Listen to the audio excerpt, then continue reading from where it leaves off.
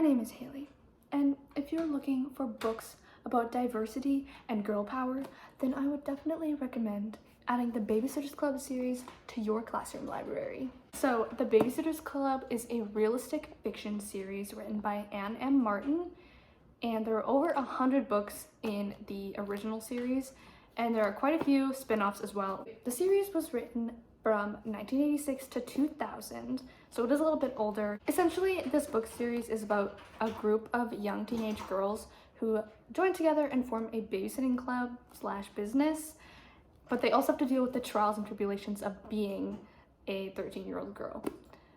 So there are several members of the Babysitters Club who all deal with their own internal and external conflicts, and together they show a lot of diversity, especially for the time that the book was written, which is why I'm recommending the whole series rather than a specific book from it. But three of the characters that I want to highlight are Claudia, Stacy, and Jessie.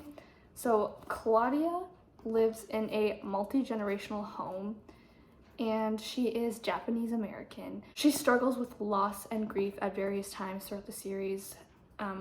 Like in this one, sadly her grandmother passes away, and that's a very big deal because Claudia, she felt like Mimi was the only one who understood her and accepted her. The next one is Stacy, and her main struggles include her experience with diabetes and her parents' divorce, and she struggles with her identity and who she wants to be, and she kind of bounces back between different friend groups because of that. And I feel like she's important because we don't really see a lot of diabetes in YA in middle grade.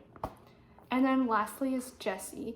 She's one of the only African American students in her school, and she deals with a lot of racism in her community, especially at the beginning. And although a lot of the day-to-day details of Black culture weren't always included, the inclusion of Jessie in this series really showed the importance of having young Black females in YA and middle grade.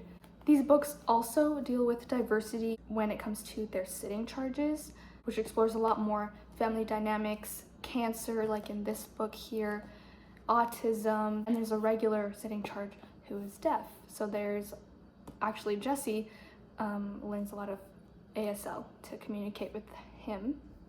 I loved reading the Babysitters Club when I was younger because there were so many books in the series. I probably have about 70 of them, and you don't have to read them in order because chapter 2 is always a recap one. And there are also now graphic novel adaptations which show a lot more diversity in terms of skin color, and it's perfect for kids who want a more relaxed reading experience. I would definitely include them in your classroom library because it shows young teens being young teens, that young women can succeed in entrepreneurship, and that there's great importance in having strong female relationships. And also you can find them for pretty cheap at thrift stores, so you won't be breaking the bank.